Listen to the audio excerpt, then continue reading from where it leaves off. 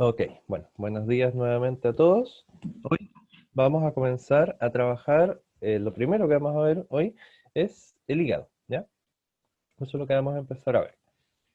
Como ustedes bien saben, el hígado produce una sustancia, una secreción, que se llama bilis, ¿ya? Bilis, ese es el nombre que tiene, la bilis, ahí está, ¿sí? Esa es la secreción por naturaleza y por eh, excelencia que produce el hígado, ¿ya? La bilis. Entonces, ¿qué es la bilis? La bilis es una sustancia, ¿cierto? Una secreción producida por el hígado y es almacenada temporalmente en lo que se llama la vesícula, en lo que se llama temporalmente la vesícula biliar, ¿ya? Así se llama, vesícula biliar. Entonces, tenemos la bilis que se produce aquí en el hígado, que es esta cosa café, y esa bilis es almacenada temporalmente en esta estructura que está aquí, que es como gordita, que se llama vesícula biliar. ¿Ya? Esa es una de las gracias que tiene. La bilis se produce aquí, pero se almacena aquí, en la vesícula biliar. ¿Ya? ¿Qué más? El hígado es una glándula muy grande, de hecho es perdón, la más grande del cuerpo, ¿ya? Bastante grande esa estructura.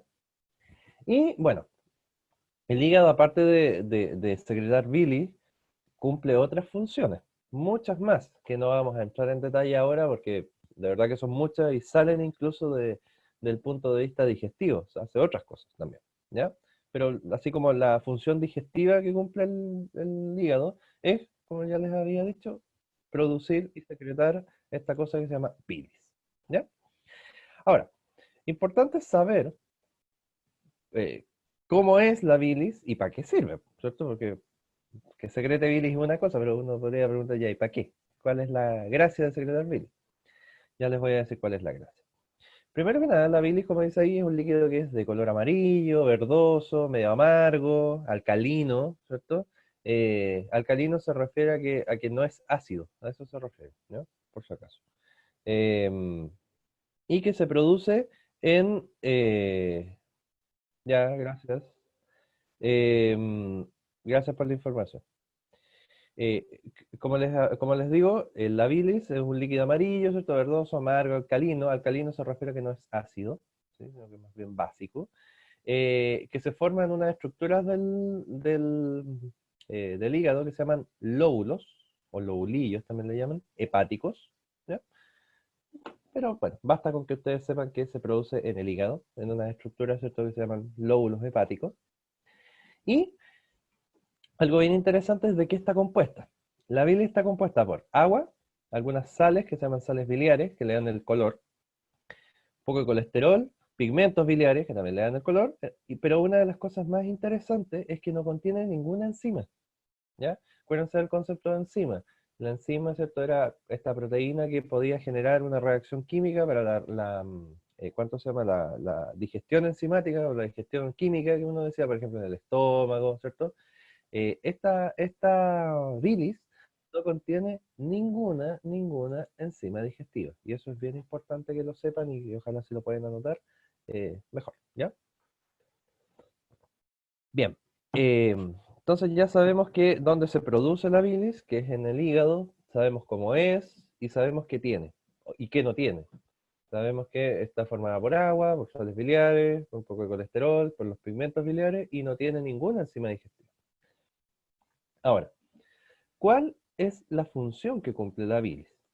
La función que cumple la bilis es y la principal función que esta cumple, y lo vamos a anotar, o sea, lo vamos a subrayar acá, es realizar una cosa que se llama la emulsión de las grasas, que es un cambio físico necesario para ser digeridos después por una enzima que se llama lipasa. Lo vamos a explicar inmediatamente.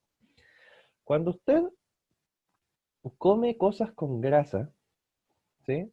Cualquier cosa con grasa, eh, no, lo mandé al correo, ¿ya? Por si acaso. Cuando usted come cualquier cosa con grasa, eh, papa frita, lo que sea, cosas con grasa, Esas cosas con grasa o con aceite, con lípidos, ¿sí? Cuando llegan a su estómago, si bien es cierto, algo se pueden digerir, no se pueden digerir completas, ¿ya? Entonces, ¿qué es lo que pasa? Que los lípidos tienen un problema, a diferencia de las proteínas o a diferencia de los carbohidratos. Los lípidos cuesta digerirlos, cuesta romperlos, cuesta llegar al ácido graso, que era, ¿se acuerdan su estructura básica? Así como de las proteínas, llegar a los aminoácidos, de los carbohidratos, llegar a los monosacáridos. En el caso de los lípidos, llegar a su ácido graso, que es la estructura básica, cuesta, cuesta bastante romperlos hasta llegar a su estructura básica. Entonces, en el estómago, a pesar de que ahí están los jugos gástricos y todo lo demás, no es capaz todo eso de romper los lípidos y llegar a su estructura básica. Entonces los lípidos necesitan algo más todavía, necesitan echarle algo más todavía a los lípidos para que puedan romperse y llegar a formar los ácidos grasos que uno necesita. Entonces, lo que el cuerpo, o sea, lo que el cuerpo hace para poder eh, romper finalmente los lípidos es que les echa bilis. Y ustedes preguntan, ¿y qué hace la bilis? La bilis lo que hace es emulsionar las grasas. Usted se preguntará, ¿y qué significa emulsionar las grasas? Es lo mismo que el Quicks. No sé si conocen cosa de cuando uno lava los platos. El Quicks, el lavaplatos. Ya. Cuando usted echa esa cosa, el Quicks o lo que sea, que es esta para lavar la loza, ¿cierto? La loza tiene lípidos. Entonces, si usted le echa agua nomás a las sartenes o a los platos, la grasa, el aceite no sale. Pero si usted le echa lavaloza, ahí sí sale. ¿Por qué? Porque el lavaloza lo que hace es emulsionar esas grasas, las rompe. Entonces, ¿qué es lo que hace en la bilis? Básicamente lo mismo que en la lavaloza. En vez de echar, o sea, es como el Quicks, como un lavaloza, lo que hace es emulsionar justamente las grasas, romperlas, ¿ya? Entonces, la bilis, la función principal que cumple, y eso es lo que se les tiene que quedar en su cabecita, es emulsionar las grasas que usted come, romperlas, para que después, en otro proceso, que ya les voy a explicar más adelante, llegue una enzima que se llama lipasa, y esa las pueda terminar por digerir.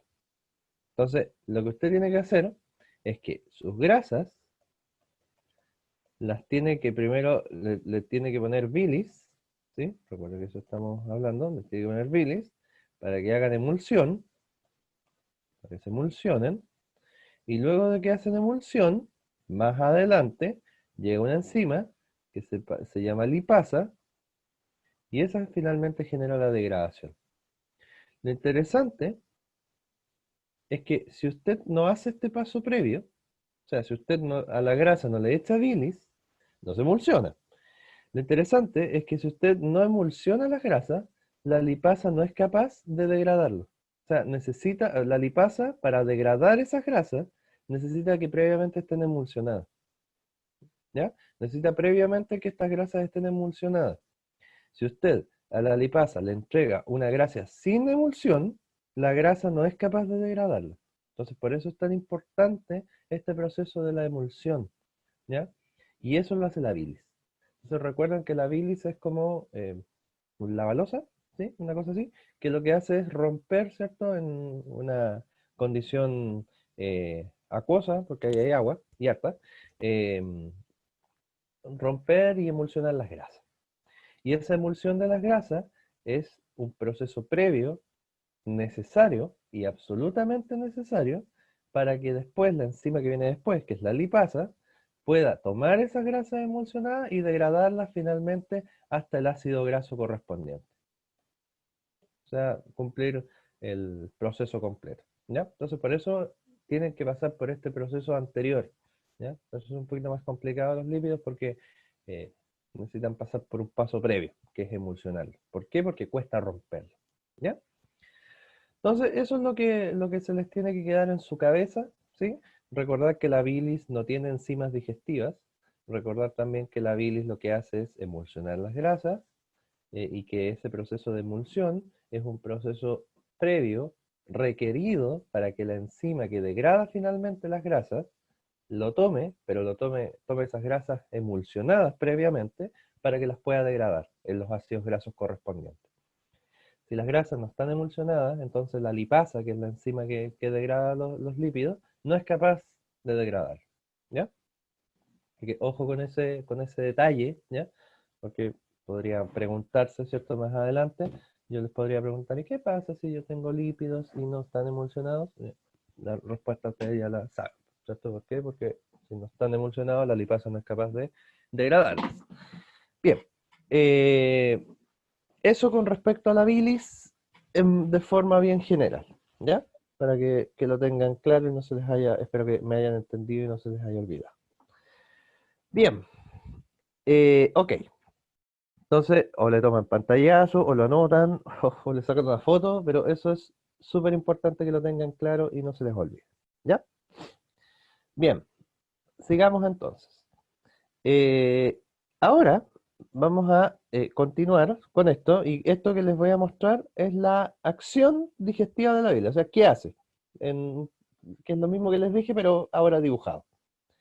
La bilis lo que hace es emulsionar las grasas y convertirlas en gotas de aceite. Eso es lo que es emulsionar las grasas, convertirlas en gotitas de aceite. Entonces, la bilis lo que hace es tomar las grasas y convertirlas en gotas de aceite. Y ese proceso de tomar una grasa o un lípido y convertirla en gotas de aceite, eso se llama emulsión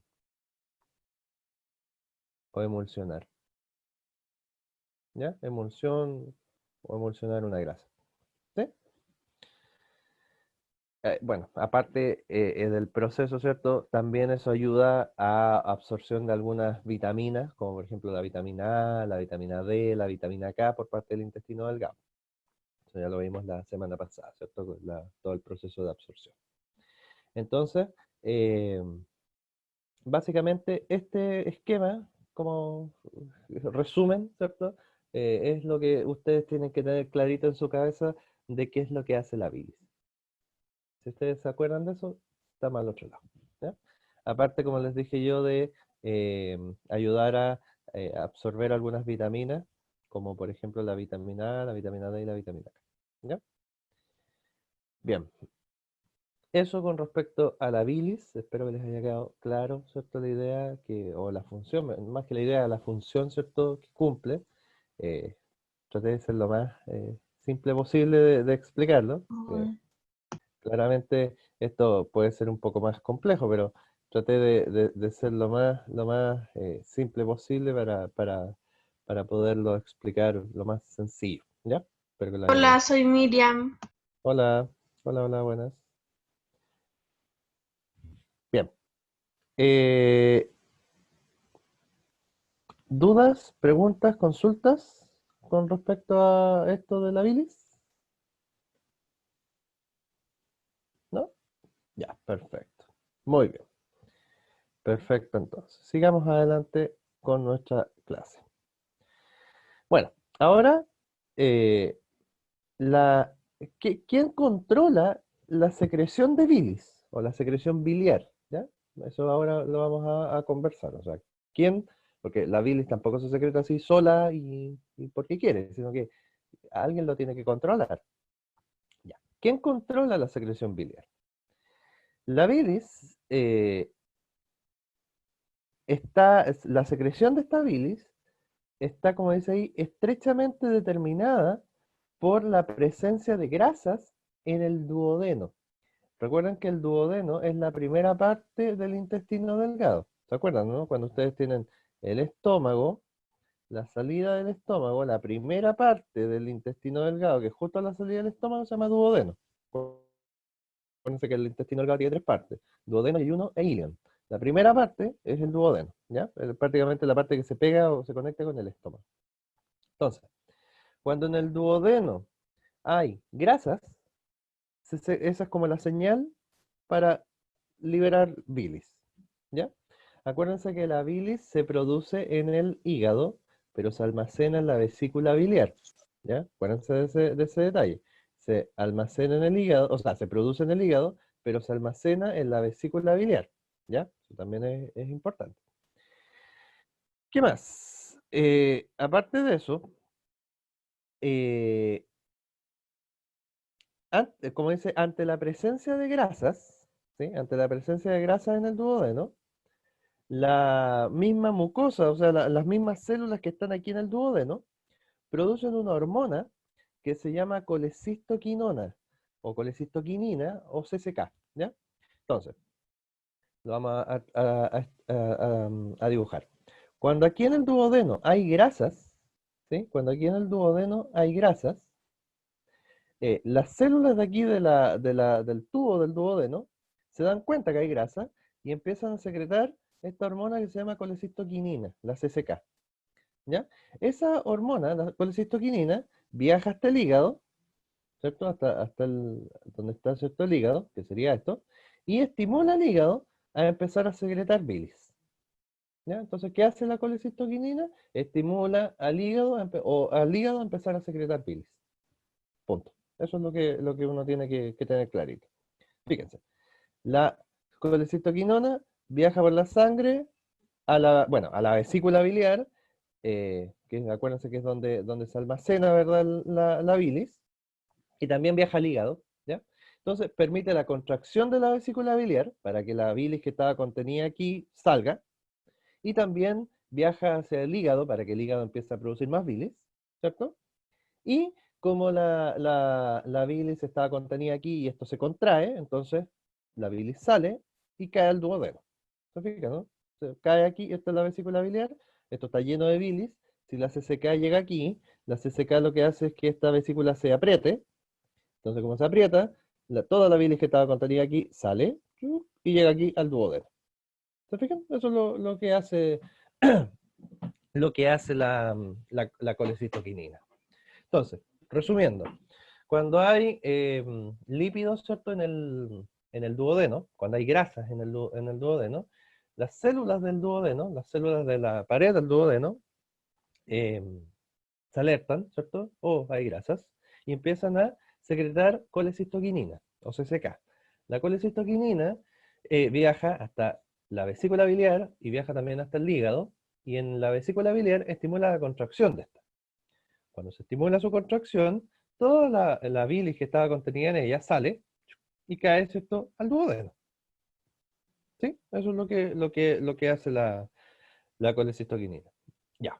Ahora, bien importante, nombres, ¿ya? Porque esto, bueno, no es el afán de complicarlo, pero sí es importante que conozcan nombres. La vesícula biliar cuando se contrae, evidentemente libera todo su contenido de bilis que tiene contenido, ¿cierto? Valga la redundancia. Pero esa bilis llega al duodeno por un conducto, ¿se fijan o no? Por una cañería, hasta el duodeno. Esa cañería, por donde viaja la bilis, se llama colédoco, ¿ya? Así se llama, el colédoco, conducto colédoco.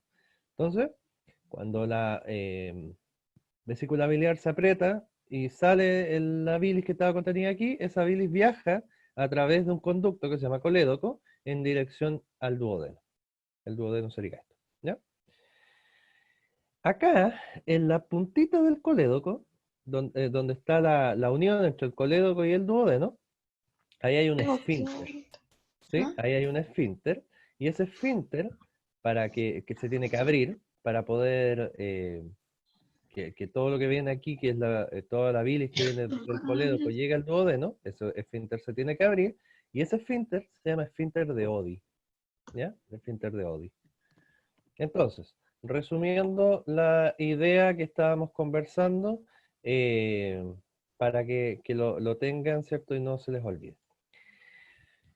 Cuando yo tengo grasas en el duodeno, vale decir aquí, las células de la pared del duodeno liberan CCK, o colecistoquinina. Esa CCK lo que va a hacer que va a estimular la contracción de la vesícula biliar y también va a estimular al hígado que produzca más bilis. Y cuando la CCK llega aquí a la vesícula biliar, va a hacer que esta vesícula se contraiga y toda la bilis que estaba contenida en la vesícula biliar salga a través de un conducto que se llama conducto colédoco. Ese conducto colédoco conecta, ¿cierto?, la vesícula biliar con el duodeno. Cuando se contrae, ¿cierto?, la vesícula biliar, toda la bilis llega aquí al colédoco, y para que llegue al duodeno, aquí en la puntita donde se conecta el colédoco con el duodeno hay un esfínter, y ese esfínter se llama esfínter de Oddi. ¿Qué es lo que tiene que pasar con ese esfínter? Que se tiene que abrir. ¿Por qué? Porque para que pase la cuestión que está aquí adentro, ¿no? Para que esto se abre la puerta, entonces todo lo que estaba aquí adentro, que es en el colédoco, que es la bilis, ahora puede llegar sin problemas aquí al duodeno. ¿Ya? Entonces, ojo con esa. eh, no tengo a nadie en sala de espera, por si acaso. Así que yo creo que ya o entró o no está, por si acaso. Bueno, la cosa es que cuando usted relaja, ¿cierto?, el esfínter de Oddi, o lo abre, mejor dicho, todo lo que estaba contenido en el colédoco, que es la bilis, ¿cierto?, puede llegar sin problemas aquí al duodeno y mezclarse con las grasas y generar la emulsión de esto. ¿Ya? Eso es la gracia que tiene esto. Bueno, algo bien importante que ustedes tienen que saber, acuérdense que siempre nosotros, o al menos yo, lo relaciono, las cosas con biología, las relaciono con patología, ¿cierto? Con cosas que de repente nos pasan. No sé si ustedes han escuchado lo que se llaman los cálculos biliares, que duelen bastante, a lo mejor alguien lo ha tenido. Y los cálculos biliares ocurren aquí, adentro de la vesícula biliar, y es cuando la bilis, bueno, las sales biliares en realidad, que forman a la bilis, se empiezan a unir con el colesterol, que también forma la bilis, y se empiezan a endurecer. Y se empiezan a hacer unas verdaderas piedras adentro de lo que es ¿cuánto se llama? La vesícula biliar. Y eso es lo que finalmente duele y duele mucho. ¿Ya? Eso se llaman los cálculos biliares, para que lo tenga clarito y no se lo olvide. ¿Ya? Entonces, eh, resumen, ¿cierto? Ejecutivo de lo que estábamos conversando. Eh, ¿Por qué se causan los cálculos? Bueno, la verdad es que tienen harta etimología, o sea, hartas cosas distintas por las cuales se pueden causar, pero generalmente es cuando usted abusa de la generación de bilis. ¿Y cómo usted abusaría de la generación de bilis? ¿A alguien se le ocurre? ¿Cómo, cómo el cuerpo, en qué razón o en qué momento, qué dieta tengo que tener yo para que mi cuerpo empiece a generar mucha bilis? Comer mucha grasa, exactamente, eso. Cuando ustedes comen demasiadas cosas con grasa, esto empieza a funcionar mucho, ¿o no? Obvio, si cada vez que comen grasa, ¿cierto? Esto se tiene que empezar a secretar bilis una y otra y otra. Entonces la gente que come cosas con mucha grasa, ¿cierto? Y muy constantemente, papas fritas y cuestiones que son muy ricas por lo demás, pero hacen mal en exceso, pueden generar cálculos biliares, ¿ya? Así que ojo con eso, cuidado, ¿cierto? Con lo que come y no coma tanto, ¿ya? Si, nadie le dice que no coma, come pero con mesura, ¿ya? Eso es lo importante, ¿ya?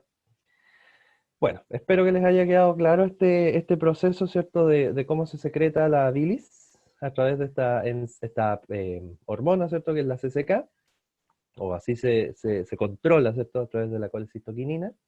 ¿Sí? Que es bien interesante, ¿ya? Este proceso de secreción biliar, ¿ya? Espero que les haya quedado claro.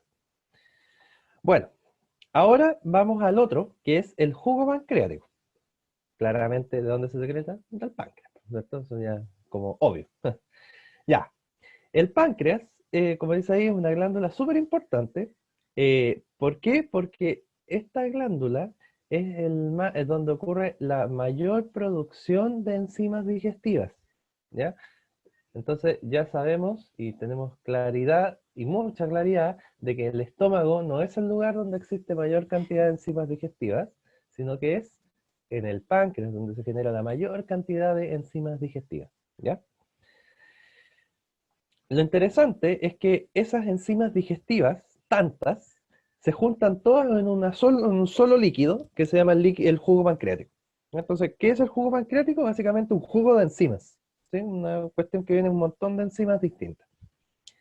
Fíjense que el jugo pancreático, ¿cierto? se compone básicamente de agua, bicarbonato de sodio, y ese bicarbonato de sodio es súper importante, y esto por favor subrayenlo, importante para neutralizar la acidez del quimo. ¿Qué se refiere a esto? Acuérdense que antes el quimo se formó en el estómago, y acuérdense que el estómago es extremadamente ácido. Entonces, cuando ese quimo que se formó en el estómago llega al duodeno, no puede estar ácido. Hay que bajarle esa acidez. ¿Se fijan? Porque si estuviera tan ácido como en el estómago, pero llega al duodeno así de ácido, se generarían quemaduras dentro del duodeno. La razón es que el duodeno no está tan protegido como el estómago. ¿Se acuerdan que el estómago tenía un montón de protecciones contra el ácido clorhídrico que se generaba? Bueno, el duodeno no. Entonces, como no lo tiene, no puede estar tan ácido. Entonces hay que disminuir esa acidez. ¿Y cómo se disminuye esa acidez? Gracias a una cosa que tiene el jugo pancreático que se llama bicarbonato de sodio. ¿Ya? Entonces, eh, como les vuelvo a comentar, ¿cierto?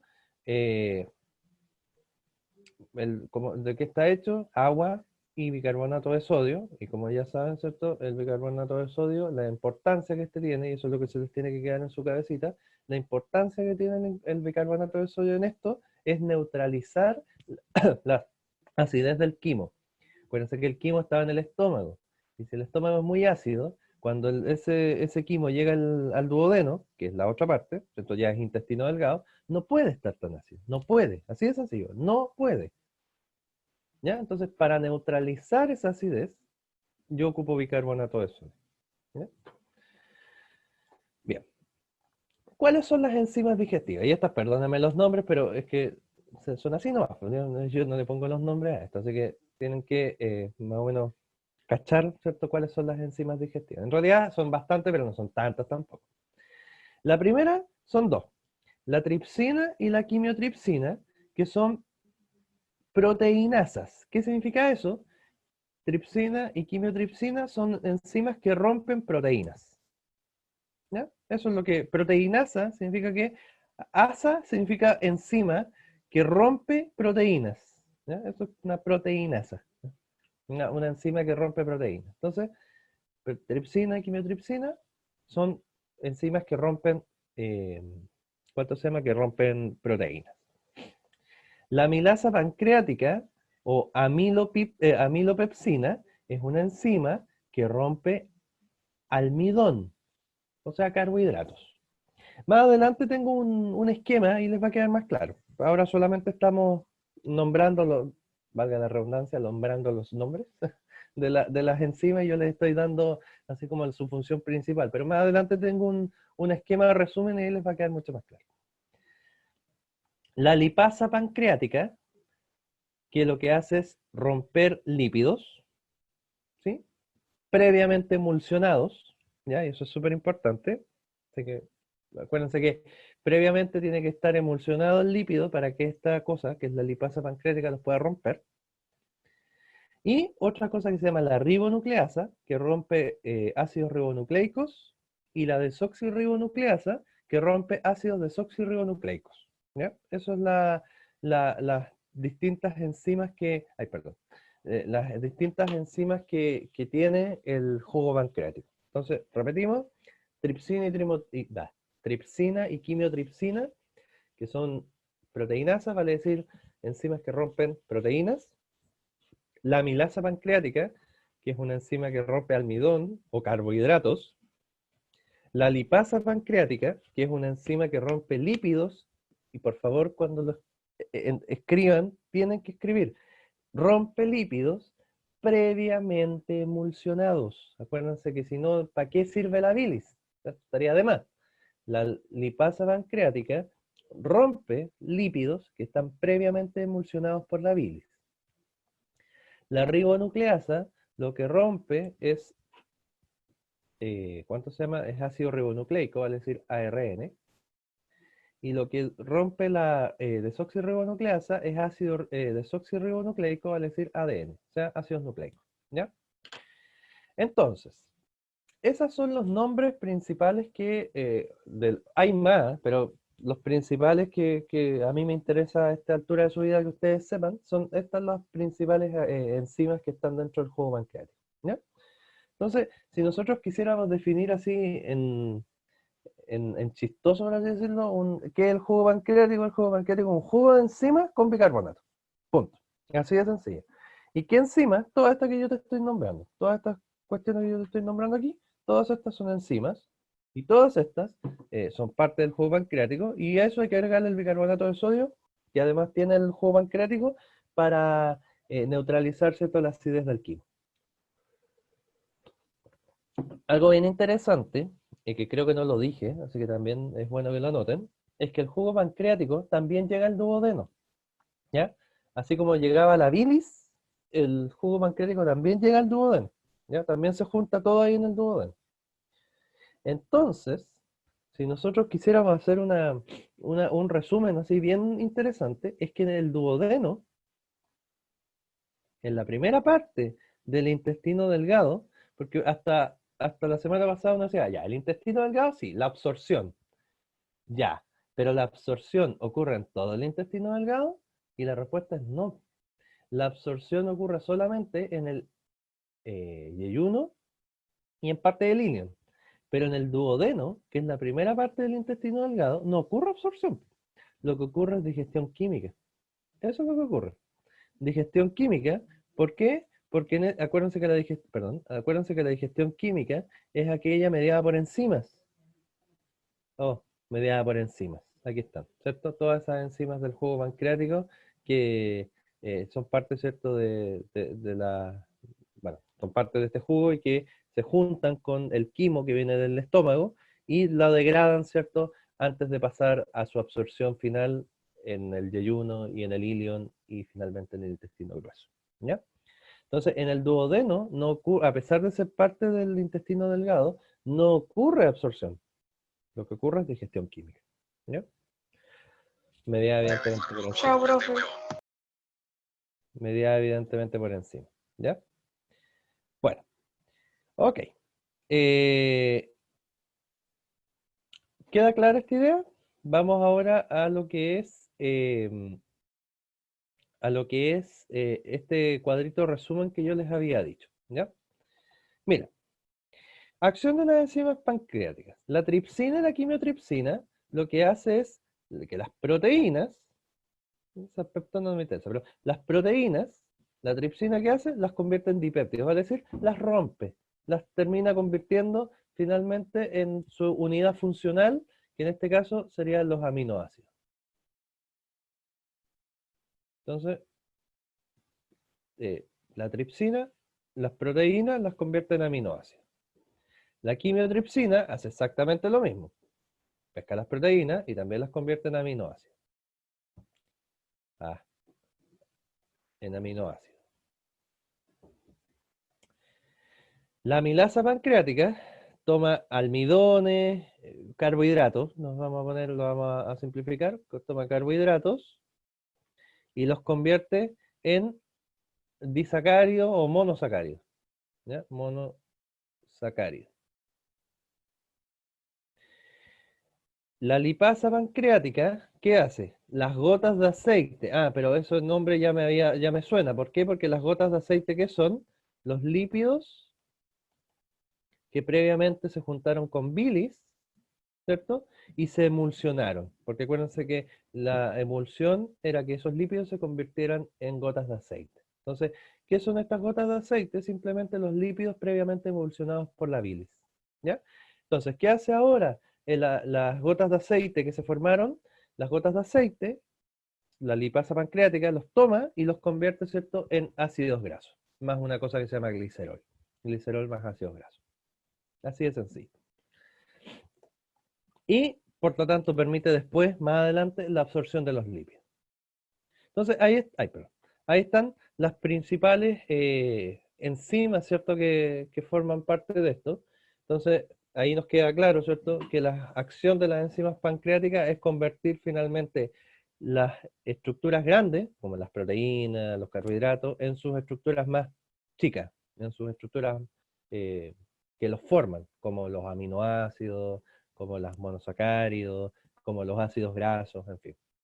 Entonces, acuérdense, porque esto de seguro se los voy a preguntar, la lipasa pancreática no es capaz de tomar un lípido y convertirlo en ácido graso y glicerol. La lipasa pancreática lo que hace es tomar las gotas de aceite que previamente se tuvieron que haber emulsionado gracias a la bilis. ¿Ya? No se les olvide ese esquema, por favor, no. ¿Ya? Porque se los aseguro que se los voy a preguntar en algún momento. ¿Ya? Así que por favor, tomen la atención y no lo olviden. Y estudienlo también. ¿Ya? Bien. Entonces ahí tenemos la función principal, ¿cierto?, de todas las enzimas que conversábamos hace menos de 5 minutos atrás. Nos faltan dos, que eran la ribonucleasa y la desoxirribonucleasa. ¿Qué es lo que interesa de esto? Que están acá.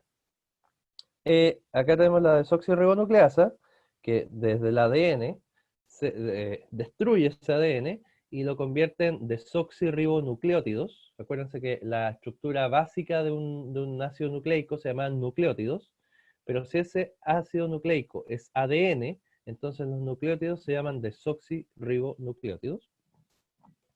Y la ribonucleasa lo que hace es romper ARN. Entonces, ¿cómo se llamarán los nucleótidos? Se llaman ribonucleótidos. ¿Ya? Eso es la función tanto de la desoxirribonucleasa y de la ribonucleasa. ¿Ya? Romper ADN, romper ARN y formar, ¿cierto?, lo que estábamos viendo. Ya. Nos devolvemos un segundo para para que lo puedan ver, ¿cierto? Todo lo demás. Ahí está, ¿cierto? Todo lo que son las enzimas pancreáticas. Bueno, la primera parte o la parte 1, yo debería haber puesto las otras cosas aquí. ¿No? Debería haberlas puesto aquí abajo, no me di cuenta. Me quedaba espacio. Bueno, entonces aquí tenemos nuestras enzimas, ¿cierto?, pancreáticas y su función. Sáquele fotos, pantallazo, lo que sea, pero téngalo. Igual lo tiene en su correo, también es válido verlo de ahí. Y por otro lado, ¿cierto? Tenemos la desoxirribonucleasa y la ribonucleasa, que ya sabemos la función que cumple, que es simplemente, ¿cierto?, romper nucleótidos, ya sea nucleótidos de ADN o nucleótidos de ARN. ¿Ya? Así de sencillo, ¿cierto? Romper el ADN y formar nucleótidos de ADN y romper ARN y formar nucleótidos de ARN. Eso es todo. ¿Sí? Eso es la gracia que estas cumplen. Ya, eso que está allá abajo no me interesa. Eso no vamos a entrar en detalle. Bueno, ahí están entonces las gracias que cumplen, ¿cierto?, estas distintas enzimas, ¿cierto? Como le vuelvo a insistir, sáquele foto, pantallazo, lo que sea, pero manténganlo, ¿cierto?, siempre en su mente. Ya, eso que está ahí no me interesa. Ahora, ¿quién regula la secreción del páncreas? Así como la bilis, ¿cierto?, se regulaba por la colecistoquinona, ahora el jugo pancreático, ¿cuánto se llama? ¿Lo controla o se controla solo? No creo, ¿cierto? Las cosas siempre en biología están controladas. Bueno, ¿quién controla la secreción del páncreas? La verdad de las cosas es que hay una acción hormonal también, pero esa acción hormonal va a depender de la naturaleza del quimo. ¿Ya? Esto es un poquito más complicado. O sea, se van a producir hormonas que me van a decir, haga jugo pancreático, pero ese jugo pancreático va a ser distinto dependiendo de la naturaleza del quimo. O sea, si el quimo tiene cierta característica, el jugo pancreático va a ser de cierta característica, o si tiene el quimo de otra forma, el jugo pancreático va a ser de otra forma. Entonces, ¿cuál es la naturaleza del quimo? Esta. Mucha atención. Si el quimo es ácido, si el quimo es demasiado ácido, fíjese, si el quimo es muy ácido y pobre en nutrientes, o sea, un quimo que es muy ácido, viene del estómago muy ácido y tiene pocos nutrientes, o sea, poca proteína, poco ácido graso, poco carbohidrato, poco ácido nucleico, poco nutriente, la mucosa del duodeno empieza a secretar una hormona que se llama secretina. ¿Ya? Empieza a generar una hormona que se llama secretina, y la secretina, que hace, estimula al páncreas para secretar jugo pancreático. Pero ese jugo pancreático, ¿cómo va a ser? Con abundancia en bicarbonato. ¿Por qué? Porque ¿qué hace el bicarbonato? El bicarbonato, ¿qué hace? Anula, ¿cierto? Disminuye la acidez del quimo. Entonces, como si el quimo es muy ácido, entonces el jugo pancreático va a tener altas cantidades de bicarbonato para anular, ¿cierto? Para poder disminuir la acidez del quimo. Y también pobre en enzimas digestivas, evidentemente porque viene pobre en, ¿cuánto se llama? Pobre en nutrientes. Entonces, ¿para qué le voy a tirar tantas enzimas digestivas si es que no tienen prácticamente nutrientes? Sería una pérdida de tiempo. Entonces, si el quimo es muy ácido y con pocos nutrientes, las células ahí del duodeno secretan una hormona que se llama secretina. La secretina estimula el páncreas, genera el jugo pancreático, pero ese jugo pancreático es alto en bicarbonato para neutralizar la acidez tan alta del quimo y pobre en enzimas. Ahora, si el quimo es lo contrario, muy nutritivo, o sea, viene con muchos nutrientes y no tan ácido, ¿sí? Y no tan ácido, es un quimo muy nutritivo, aquí me faltó, y no tan ácido. Las células del duodeno secretan una hormona que se llama pancreosimina, ahí está, la pancreosimina, que lo que va a hacer es estimular al páncreas a liberar jugo pancreático, pero ahora va a ser lo contrario, va a ser muy abundante en enzimas, porque trae muchos nutrientes, y pobre en bicarbonato. ¿Por qué? Porque no es necesario, porque el quimo no estaba tan ácido. ¿Se fijan? Entonces va a depender de la naturaleza del quimo, si es ácido, si tiene muchos nutrientes, si tiene pocos nutrientes. Todas esas combinaciones van a depender de qué hormona es la que se secreta para poder liberar jugo pancreático y cómo va a ser ese jugo pancreático. ¿Ya? Entonces, ojo con ese detalle bien importante de cómo va a ser el jugo pancreático, y ese cómo va a ser depende simplemente de la naturaleza del quimo. ¿Ya? Depende simplemente de cómo va a ser este quimo en su pH, en su cantidad de nutrientes que encima se va a generar y cómo va a ser finalmente ese jugo pancreático. ¿Ya? Entonces, ojo con esta lámina, ¿cierto? Recordarla muy bien, no se les vaya a olvidar, ¿cierto? Eh, bueno, el nombre de las hormonas, evidentemente, y la función, y cómo, qué tipo de jugo pancreático hacen cada una, ¿ya? Para que lo tenga claro, ¿ya? No se le vaya a olvidar. Bien, entonces ahí tenemos, ¿cierto? Nuestra primera, ¿cómo decirlo? Nuestra primera parte, ¿cierto? Que es el sistema digestivo prácticamente completo. Lo único que me falta es la última diapo, que les las voy a mostrar ahora, y sería, ¿puedo seguir? ¿Sí? Estamos con condiciones de poder seguir lo mismo, ¿cierto? Que estábamos conversando. Ahí está, nuevamente, ¿cierto? Las características que tiene el, ¿cuánto se llama? Ya, gracias. Las características que tiene, ¿cierto? El jugo pancreático dependiendo de la enzima que se genere. ¿Ya? Lo último que me interesa, esto en realidad no me interesa, ¿ya? No, no me interesa. Ya, esto. Cuando usted en el duodeno, ya, mucho ojo con esto, cuando usted en el duodeno junta el quimo, que viene del estómago, ¿cierto? Y ese quimo le junta la bilis y le junta el jugo pancreático, ¿cierto? Cuando ese quimo se junta con bilis y con jugo pancreático en el duodeno, ese quimo ya no se llama quimo, se llama kilo, ¿sí? Se pasa a llamar así, kilo.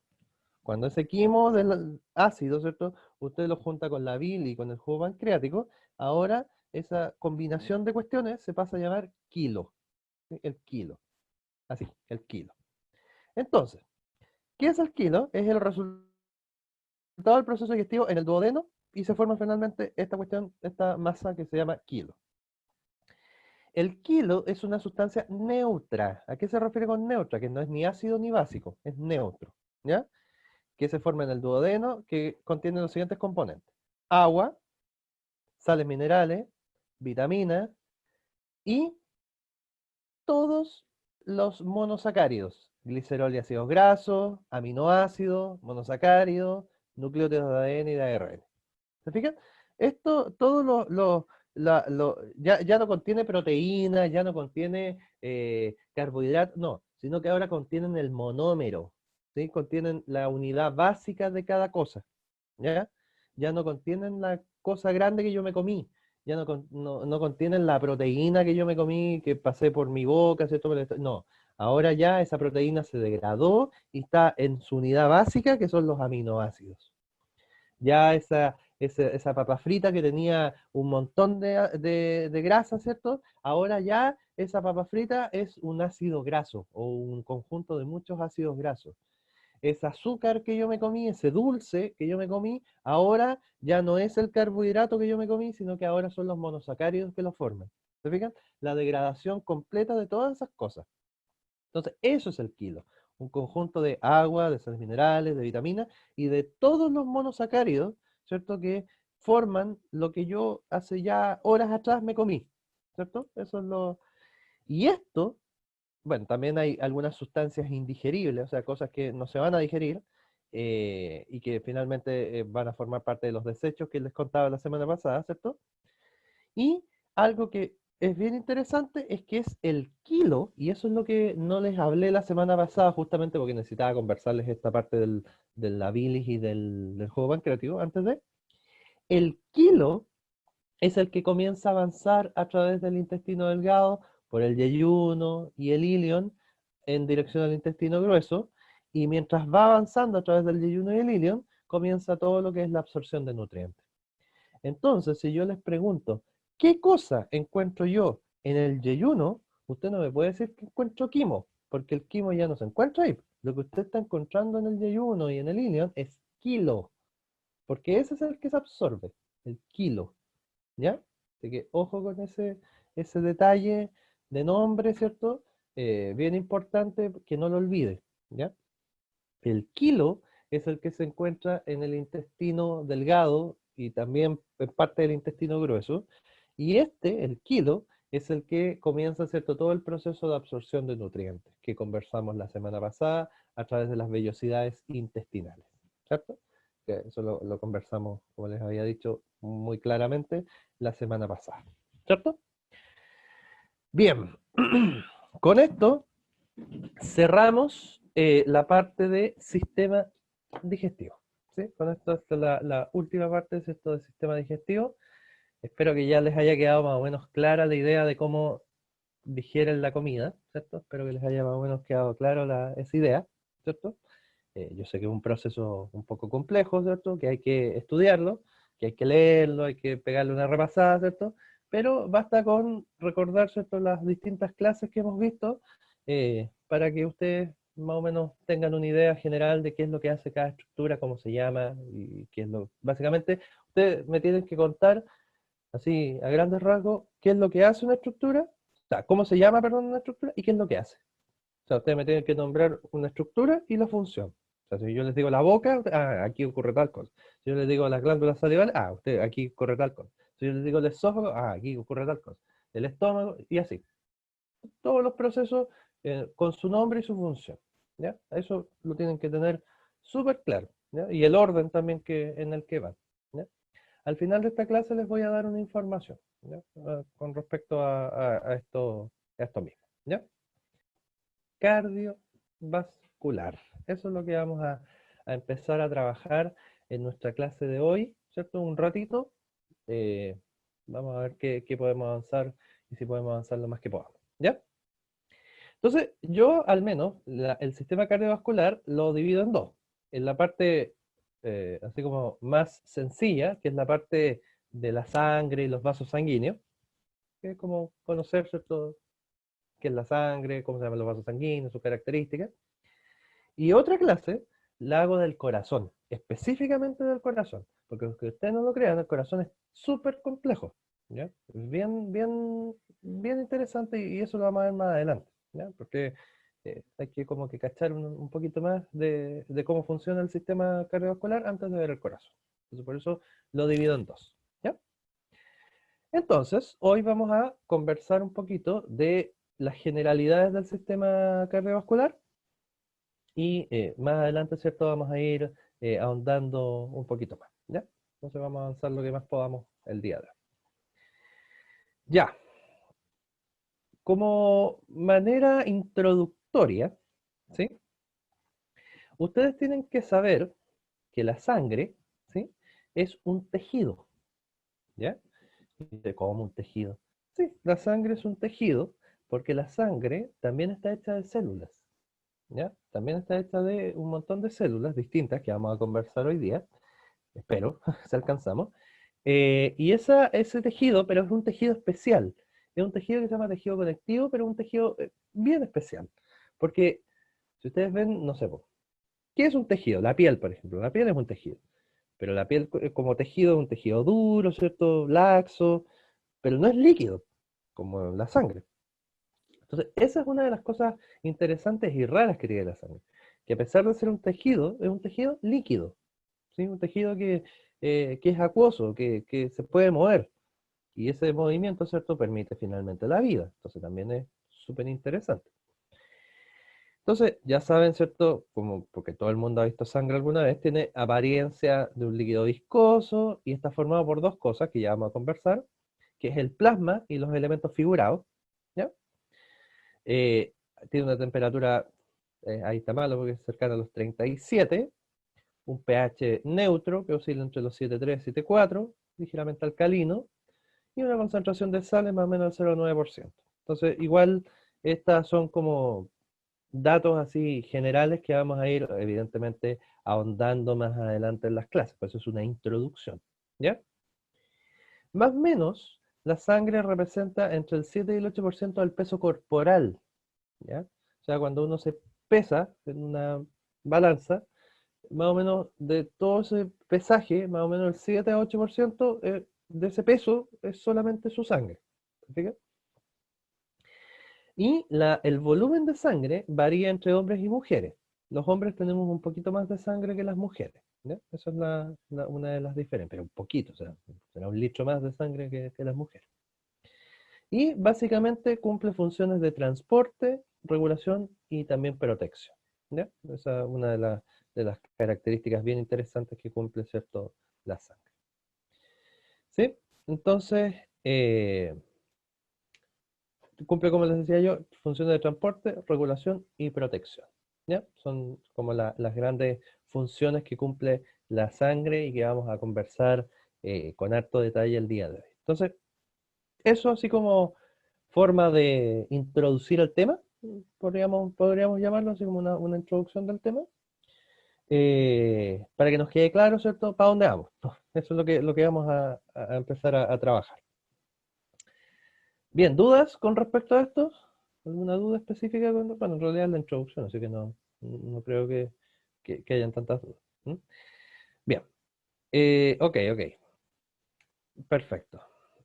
Entonces sigamos adelante para comenzar, ¿cierto?, nuestra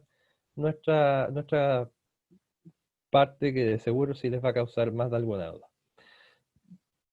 Primero vamos a ver el sistema cardiovascular como general, ¿sí? El sistema cardiovascular es el sistema que está formado por los vasos sanguíneos, todos los vasos sanguíneos de mi cuerpo y el corazón, ¿ya? Ese es el sistema cardiovascular, cardio de corazón y vascular de vasos sanguíneos, ¿ya?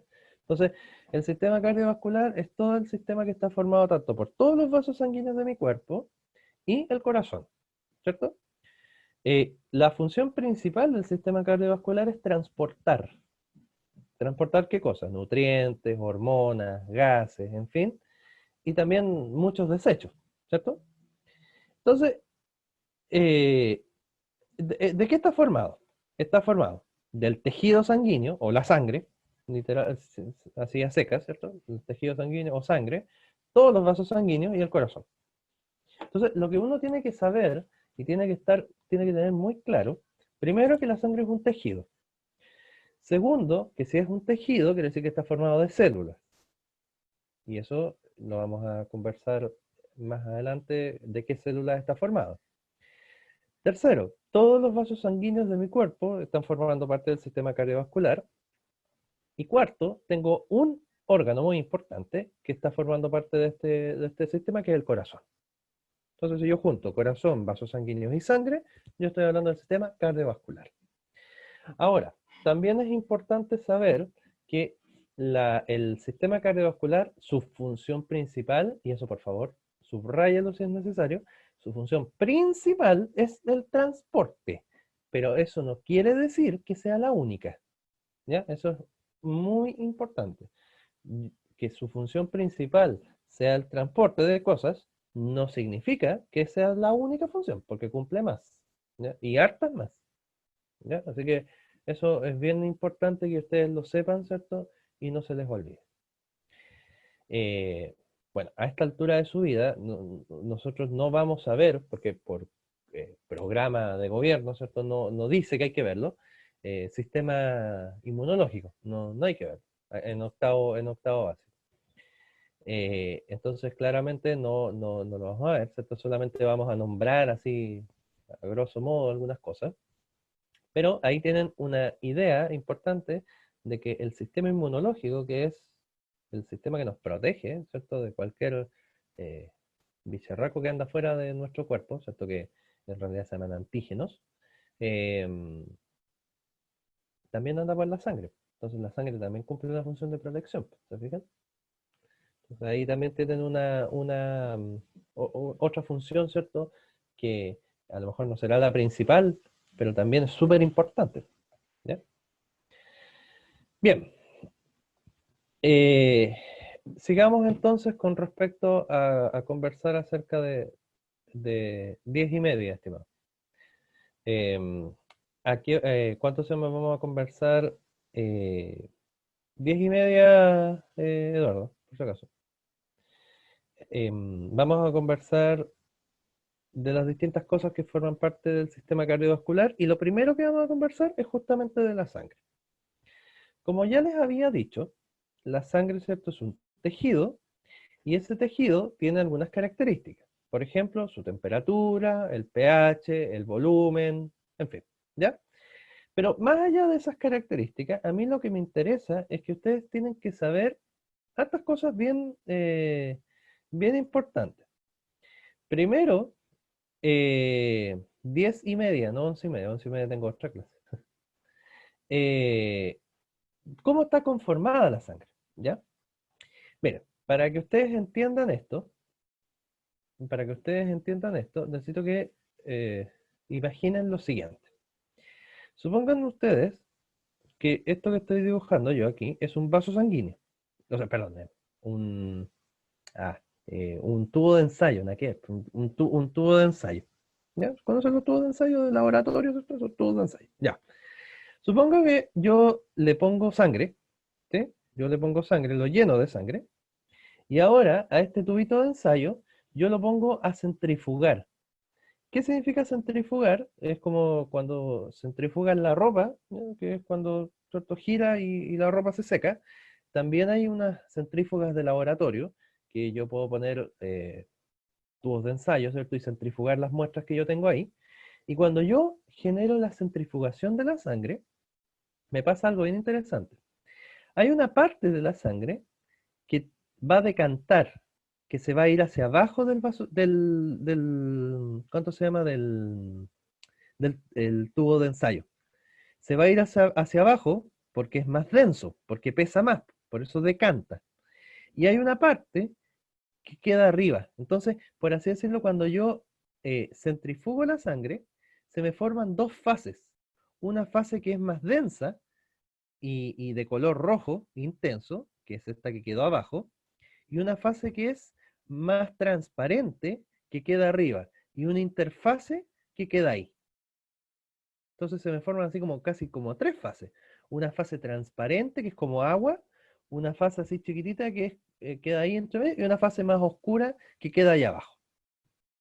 Entonces, la sangre en sí, cuando uno toma una muestra de sangre, la sangre no es así, po. La sangre es toda roja. Yo les estoy diciendo que es esto cuando yo lo centrifugo. Entonces, cuando yo centrifugo, genero esta difusión, ¿cierto?, de la sangre y que hay una parte que se acumula acá abajo, una parte que queda aquí al centro y una parte que queda aquí arriba. La parte que queda aquí arriba, que es transparente, se llama plasma sanguíneo, ¿sí? Y el plasma sanguíneo básicamente está hecho de agua, ¿sí? El plasma sanguíneo, esto que está aquí, está hecho básicamente de agua. Más adelante vamos a conversar específicamente de qué está hecho y todo lo demás. Pero ahora lo que me interesa es que usted sepa que está hecho básicamente de agua. No, cuando usted centrifuga, o sea, si usted lo deja así mucho tiempo, claro, después se vuelve a mezclar, pero por el tiempo en que usted lo está analizando, claro, lo ve así, así como este vaso. ¿Se fija? Este es sangre, y después de centrifugarlo, usted lo ve así. Una fase que es transparente, una fase que es así como media amarillenta, y la fase roja. ¿Se fija? Después de centrifugar. Entonces, la parte que es transparente, vuelvo a insistir, se llama plasma. Esa fase que queda ahí intermedio, que no tiene mucho color, que es como esa, se llama, es una fase donde están lo que se llaman las plaquetas y los leucocitos, ¿ya? Que son unas células de la sangre. Las plaquetas, bueno, entre comillas, más adelante vamos a darnos cuenta de que han vivido en una mentira por mucho tiempo. Las plaquetas y los leucocitos, ¿cierto? Que son unas células del sistema, o sea, de la sangre. Y la parte más oscura, que queda más abajo, son todos los eritrocitos o glóbulos rojos que uno conoce, ¿ya? Entonces, se generan tres así como grandes partes. El plasma, la parte de las plaquetas y leucocitos, y los eritrocitos que quedan acá abajo. Ahora, si yo junto toda esta parte de las plaquetas, los leucocitos y los eritrocitos, vale decir, todas las células que forman la sangre, esa parte se llama la parte de los elementos figurados. ¿Sí? Entonces, toda la parte que forman, o todas las células de la sangre, que son estas tres, las plaquetas, los leucocitos y los eritrocitos, todas ellas forman esta parte, que se llaman los elementos figurados. Entonces, si ustedes quieren dividir a la sangre tiene dos partes. La sangre tiene el plasma sanguíneo, que ya sabemos que está básicamente hecho de agua, y la otra parte que tiene es la parte de los elementos figurados. ¿Ya? De los elementos figurados. Elementos figurados. Entonces, eso usted lo tiene que tener muy clarito, ¿cierto? Que no se le vaya a olvidar, porque es como importante, una idea clave que uno tiene que tener, ¿cierto? En su cabecita y no se le puede olvidar, ¿ya? Entonces, tenemos dos partes, una parte que se llama plasma y una parte que se llama elementos figurados, ¿ya? Tenemos dos grandes partes de nuestra querida sangre, ¿sí? La parte del plasma y la parte de los elementos figurados. ¿Cuáles son las funciones básicas que cumple la sangre? Están acá. La primera y más importante, ya se los dije, el transporte. ¿Transporte de qué? De gases, de nutrientes, de desechos, en fin. Pero también cumple otras, que a lo mejor no son la principal, pero son tan importantes como el transporte, que son la regulación, por ejemplo, de la temperatura corporal, del pH, de la presión osmótica, que es la presión de agua que hay dentro de nuestro cuerpo, también de la presión sanguínea, ¿cierto? Y la otra función es la función de protección. ¿Por qué? Porque adentro de estos elementos figurados andan células con un componente celular y también un componente que anda dentro del plasma, que ya lo vamos a ver, que son parte del sistema inmunitario, que son parte del sistema inmunológico que nos ayuda, ¿cierto?, a combatir a todos aquellos patógenos, ¿cierto?, que nos puedan generar enfermedades, ¿ya? Entonces también la sangre cumple una función de protección, también nos ayuda, ¿cierto?, a protegernos frente a cualquiera de estos patógenos, ¿cierto?, que nos pueden enfermar, ¿ya? Entonces, hay hartas cosas, ¿cierto?, que cumple, hartas funciones que cumple la sangre. Y también, algo bien interesante, es que la sangre también tiene un sistema de protección antifugas, en el sentido de que, por ejemplo, si por ABC motivo un vaso sanguíneo se rompe, porque usted se cayó y se hizo una herida, lo que sea, y se produce una hemorragia, que es cuando se rompe un vaso sanguíneo y se genera salida de sangre. Ojo, uno podría pensar que las hemorragias son prácticamente cuando salen así un chorro de sangre. No. Cualquier cosa que rompa un vaso sanguíneo es una hemorragia, ¿ya? Podrá ser una hemorragia menor, chiquitita, que es lo más normal, o una tremenda hemorragia cuando ya ¿cierto? Sale mucha sangre abundantemente. Pero lo interesante y que tenemos que tener clarito ahora es que el sistema circulatorio tiene un sistema interno que previene, o más que previene, eh, trata de, eh, ¿cómo decirlo? De solucionar el problema cuando ocurre una hemorragia, cuando se rompe un vaso sanguíneo. Y cuando se rompe un vaso sanguíneo, el mismo sistema tiene una forma de taponar ese vaso sanguíneo, de taparlo, para que no siga saliendo sangre. Y ese proceso se llama coagulación. ¿Ya? Ese es el proceso de coagulación sanguínea. Cuando usted se hace una herida y le sale sangre, después ya no sale más sangre. ¿Y por qué pasa que al principio le sale sangre y después ya no le sale más sangre? Porque la sangre se coaguló. Y ese proceso de coagulación sanguínea es un proceso intrínseco, una parte, una cosa interna del sistema, que es como el sistema antifugas, evitar, ¿cierto? Que si por a ese motivo se genera un hoyo en un vaso sanguíneo, hay que taparlo para que no se pierda sangre. ¿Ya? Entonces eso es bien, bien interesante, ¿cierto? De comentarlo para que lo tengan claro, ¿cierto? Que también el sistema este es capaz de poder controlar, ¿cierto? Distintas cosas que puedan pasar dentro de la normalidad de la vida diaria, ¿cierto? Que uno no está libre de hacerse heridas y cosas por el estilo. ¿Queda claro entonces cómo está formada la sangre y sus principales funciones? ¿Sí? Ok, bien, perfecto, perfecto, maravilloso, ya, perfecto. Bien, entonces, eh, ahora vamos a conversar un poquito de el plasma sanguíneo, ¿ya? Ojo con esto, vamos a conversar solo del plasma. Y de hecho, yo creo que vamos a alcanzar a conversar del plasma, a lo mejor alcanzar a conversar de los elementos figurados, pero al menos ahora, al menos ahora, solamente vamos a conversar del plasma, no olvidar, ¿ya? El plasma sanguíneo, yo les dije que básicamente estaba formado por agua. Ya, eso es como una generalización demasiado grande, ¿ya? Porque es cierto que el principal componente es agua. Fíjense en el porcentaje. El principal componente es agua. Básicamente el 91,5% del plasma es pura agua, ¿ya? Entonces, en ese porcentaje, ¿cierto? Que es bastante alto, en esa agua, ahí se transportan, por ejemplo, sustancias y algunas cosas que regulan la temperatura. Pero fíjense en la siguiente tablita. Si ustedes suman, ¿cierto? Si ustedes suman esto, claramente les va a dar más de 100, obvio, ¿cierto? Y ustedes saben que los porcentajes llegan hasta 100 nomás. Entonces, ¿cómo, profesor, cómo me va a dar más de 100? Pero miren acá, el agua es el mayor componente y un 7% que está aquí, ese 7% se compone de estas tres cosas que están aquí. ¿Ya? Ojo con eso. La principal es el agua, pero esto que está aquí, todas estas tres cosas que están aquí, forman el 7% del plasma. ¿Ya? Ojo con eso. Que están en distinto porcentaje interno a este 7%. Entonces, estas cosas que están acá, ¿sí? ¿De qué más se compone el plasma sanguíneo? El plasma sanguíneo, aparte de agua, también está formado de proteínas. ¿Sí? Aparte de agua, ¿cierto? El plasma sanguíneo también está formado de proteínas. ¿Qué proteínas?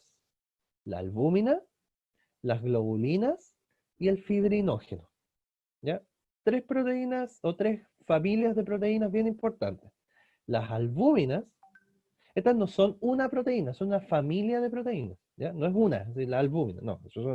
La albúmina es como decir, eh, así como el octavo ácido, ¿no? Así general. ¿Ya? La albúmina es una familia. Entonces, las albúminas, las globulinas y el fibrinógeno. ¿Ya? Son tres grandes familias de proteínas bien importantes. Por su parte, las albúminas son proteínas que transportan hormonas. ¿Ya? Eso de la presión coloidosmótica no me interesa, pero sí me interesa que las albúminas son algunas proteínas que cumplen función de transporte y la principal función de transporte es de hormonas.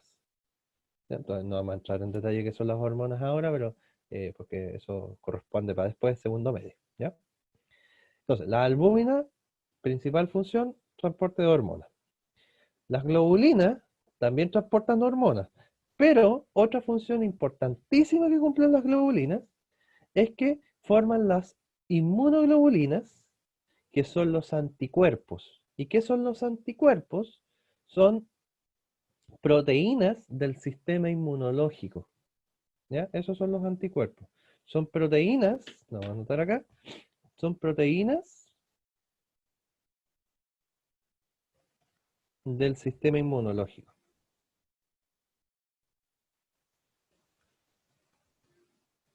¿ya? Son proteínas del sistema inmunológico. Entonces, ojo con esa definición súper importante, ¿ya? Son proteínas del sistema inmunológico. Entonces, aquí nos queda clarito de que el sistema inmunológico viaja a través del sistema sanguíneo. ¿Se fijan, no? Que estas proteínas del sistema inmune que nos ayudan a protegernos contra los distintos patógenos están aquí, en el plasma sanguíneo. Y otra proteína importante es el fibrinógeno, o otra familia de proteínas importantes es el fibrinógeno, y el fibrinógeno funciona básicamente en lo que es la coagulación de la sangre, ¿ya? La coagulación sanguínea.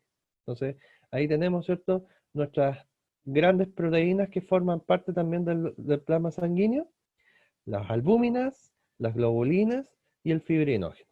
Albúmina, transporte de hormonas, globulinas, transporte de hormonas y ser inmunoglobulinas que funcionan como anticuerpos, que son proteínas del sistema inmunológico, y el fibrinógeno, que básicamente es o ayuda a lo que es la coagulación de la sangre. Si ustedes se fijan, agua principal componente. Las proteínas en sí, todas juntas, forman más o menos un 7% del plasma sanguíneo. ¿Qué más forma parte del plasma sanguíneo? Los nutrientes, ¿ya? Todos los nutrientes que usted absorbió en la digestión, ¿sí? En el intestino delgado, esos nutrientes andan por el plasma sanguíneo. Es verdad que andan por la sangre. Bueno, ¿se acuerdan que yo les dije ingresaban a través de las vellosidades intestinales a la sangre? Está bien, pues, porque entran a la sangre. Pero ¿por qué parte de la sangre andan? Por el plasma sanguíneo. ¿Ya? Ojo con eso. Entonces ahí estamos complementando lo que vimos en la clase pasada con la que estamos viendo ahora. Entonces, todos esos nutrientes que usted absorbió en el yeyuno, en el ilion, ¿cierto? Bueno, entre yeyuno e ilion, esos nutrientes pasaron a la sangre. Pero ¿por qué parte de la sangre andan? Andan por el plasma sanguíneo. ¿Ya? Ojo con ese detalle importantísimo que hay que tener claridad. ¿Ya? Bien. ¿Qué más? ¿Qué más? ¿Qué más? Aparte de esto, de estas cosas que lo forman, también hay otras cosas que forman un poquito más del plasma sanguíneo, que están acá. Por ejemplo, algunas hormonas y algunas enzimas también forman parte del plasma sanguíneo. Por ejemplo, algunos gases, como el CO2 y el oxígeno, también forman parte del sistema sanguíneo. También algunas sustancias inorgánicas, como el sodio, el potasio, en fin, el bicarbonato. Y también productos de desecho, como por ejemplo todo esto que está aquí, la urea, el ácido úrico, en fin. Entonces, el plasma sanguíneo, ¿cuál es el componente principal? Es el agua, pero también lleva proteínas, también lleva nutrientes, también lleva hormonas, también lleva gases, también lleva productos de desecho. ¿Ya? A lo mejor en un porcentaje muy bajo, pero lo lleva. ¿Ya? Entonces, ojo con si, no generalicen tanto como lo hice yo, ¿cierto? Si básicamente está hecho de agua, es cierto, su principal componente es el agua, pero no es el único, a eso me refiero. ¿Ya? Y evidentemente estas cosas que yo les estoy mostrando es porque evidentemente las tienen que saber, pero más allá de eso, es que lo tienen que conocer, ¿cierto? La idea es que conozcan esto para que el día de mañana, ¿cierto? Cuando se los pregunte, si ustedes no tengan problema, el plasma sanguíneo que está hecho, de agua principalmente, de proteínas, de nutrientes, de hormonas, de enzimas, de gases en disolución, de sustancias inorgánicas y de productos de desecho. Eso básicamente es lo que forma el plasma. ¿Ya? Entonces, hay hartas cosas, ¿cierto? Aparte del agua, que en su mayoría forma el plasma, que también están formando parte intrínseca de esta sustancia. ¿cierto? Bien, entonces, por hoy, ¿sí? Por hoy como tal, nos vamos a quedar hasta aquí. No se vayan todavía porque les tengo que decir una cosa. Así que por hoy como materia, por así decirlo, lo vamos a dejar hasta aquí. La próxima semana vamos a seguir conversando sobre la sangre. ¿Ya?